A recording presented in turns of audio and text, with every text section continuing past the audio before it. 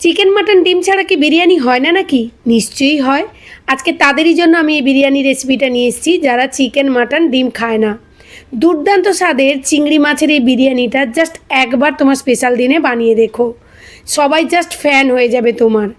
স্বাদে গন্ধে মন ভরে যাবে একেবারে। তো চলো দেখে নিই আজকের এই রেসিপিটা। তার আগে বলবো ভিডিওটি অবশ্যই সেভ করে রেখো, সেভ না করে রাখলে ভুলে যেতে পারো। চলো তাহলে চিংড়ি মাছের বিরিয়ানি রেসিপিটি দেখে নিই। চিংড়ি মাছের বিরিয়ানি বানানোর জন্য আমি এখানে 600 গ্রাম বাসমতি রাইস নিয়েছি। প্রথমে চালের মধ্যে জল দিয়ে এইভাবে দোলে দোলে ধুয়ে নোংরা জলটাকে বের করে নেব। তারপর পরিষ্কার জল দিয়ে 15 থেকে 20 মিনিট ঢাকনা দিয়ে চালটাকে ভিজিয়ে রেখে দেব। তারপর এদিকে একটি পাত্রের মধ্যে 6 থেকে 7টা বড় বড় কাজু দানা আর 1 চামচ চারমগজকে একসঙ্গে পেস্ট করে রেখে দিলাম। এদিকে হাফ বাটি নারকেল কোড়া নিয়েছি, সেটাকেও বেটে পেস্ট করে রেখে দিলাম। তারপর আদা রসুনের পেস্ট বানিয়ে নিলাম, একটা বড় সাইজের পেঁয়াজের পেস্ট বানিয়ে নিলাম। এদিকে কোরানো নারকেলের মধ্যে গরম জল দিয়ে ঢাকনা দিয়ে রেখে দিলাম নারকেলের দুধ বের করানোর জন্য। তো এইভাবে গরম জল দিলে কিন্তু নারকেলের দুধটা খুব ভালোভাবে বের করানো যায়। আমি এখানে 600 গ্রাম চালের জন্য নিয়েছি 700 গ্রাম চিংড়ি মাছ।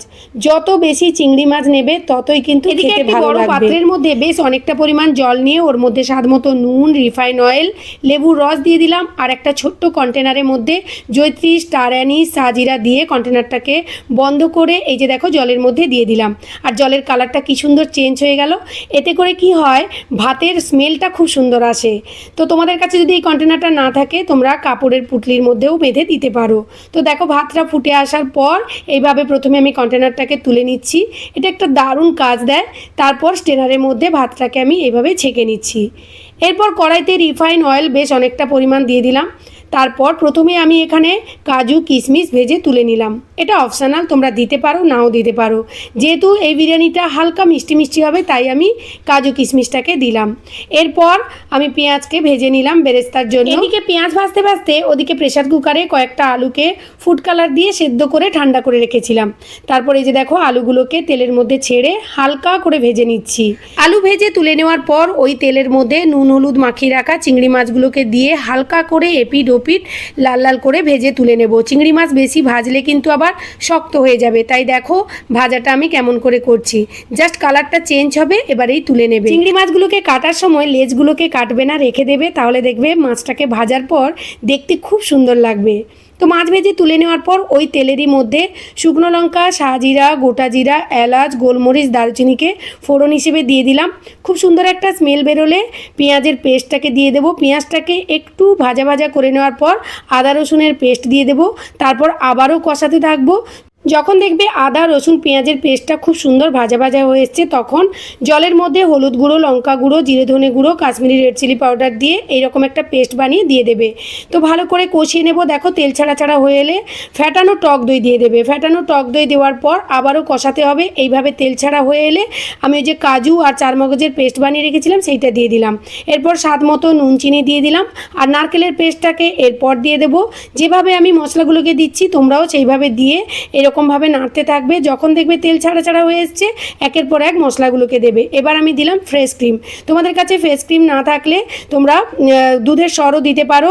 আর তারপর দিয়ে দিলাম নারকেলের দুধ। নারকেলের দুধ দেওয়ার পর ভালো করে ফুটিয়ে নেব। যখন দেখবে গ্রেভিটা বেশ ভালো করে ফুটে উঠেছে তখন ভেজে রাখা চিংড়ি মাছগুলোকে দিয়ে দেবে। চিংড়ি মাছগুলোকে দিয়ে জাস্ট 5 থেকে 6 মিনিট ফুটিয়ে নেওয়ার পর নামিয়ে নেবে। আর যদি গ্রেভি একটু খেতে চাও বিরিয়ানির সঙ্গে তাহলে আমি যেভাবে তুলে রাখছি এইভাবে তুলে রাখতে পারো। ওদিকে কিন্তু আমি গরম দুধের মধ্যে কেশরটাকেও ভিজিয়ে রেখে দিলাম। এরপর আমি একটা বড় পাত্রের মধ্যে একটু মোটা পাত্র নেবে যাতে তলার দিকটা লেগে না যায়। প্রথমে বিরিয়ানির মশলা দিলাম, তারপর আমি একটু বাটার দিয়ে দিলাম, তারপর এই যে গ্রেভিটাকে দিয়ে দিলাম, এরপর ভাত দিয়ে দিলাম, তারপর মশলা, আলু একে একে সমস্ত কিছু এইভাবে সাজিয়ে নিলাম। আমি যেভাবে একের পর এক মশলা দিয়ে রেসিপিটি বানালাম তোমরাও ঠিক এইভাবেই বানাবে, দেখবে দুর্দান্ত টেস্ট হয়। রেস্টুরেন্টের থেকে টেস্ট কোনো অংশেই কম হবে না। তো এদিকে বিরিয়ানি বানাতে বানাতে বাইরের দিকে চোখ পড়লো, দেখলাম আকাশের মুখটা ভার হয়ে আছে, মনে হচ্ছে বৃষ্টি হবে। এদিকে কেশর ভেজানো দুধের মধ্যে মিঠা আতর, গোলাপ জল, কেওড়ার জল দিয়ে একটা লিকুইড বানিয়ে নিলাম। এটাকে ওই বিরিয়ানির উপর ছড়িয়ে দিলাম। এটা দিলে কিন্তু বিরিয়ানির টেস্টটা খুব সুন্দর আসে। এরপর ভাতের উপর পুদিনা পাতা, ধনে পাতা, লেবুর রস দিয়ে ঢাকনার মুখটাকে এইভাবে আটার গোলা দিয়ে বন্ধ করে দিলাম। তারপর 10 মিনিট সিমে বসিয়ে রাখলাম। এদিকে বাইরে ততক্ষণে বৃষ্টিও চলে এসছে। তো তো এরকম ওয়েদারে এরকম স্পেশাল রান্না সত্যি ভীষণই ভালো লাগে। তো আমি ফাদার্স ডেতে বানিয়েছিলাম, জাস্ট অসাধারণ ছিল। আমার হাজব্যান্ড তো জাস্ট সারপ্রাইজ হয়ে গেছিলো। তো আজকের রেসিপিটি কেমন লাগলো অবশ্যই কমেন্ট করে জানিও, ভালো লাগলে শেয়ার করে পাশে থেকো। সবার সঙ্গে দেখা হচ্ছে নেক্সট ভিডিওতে। টাটা।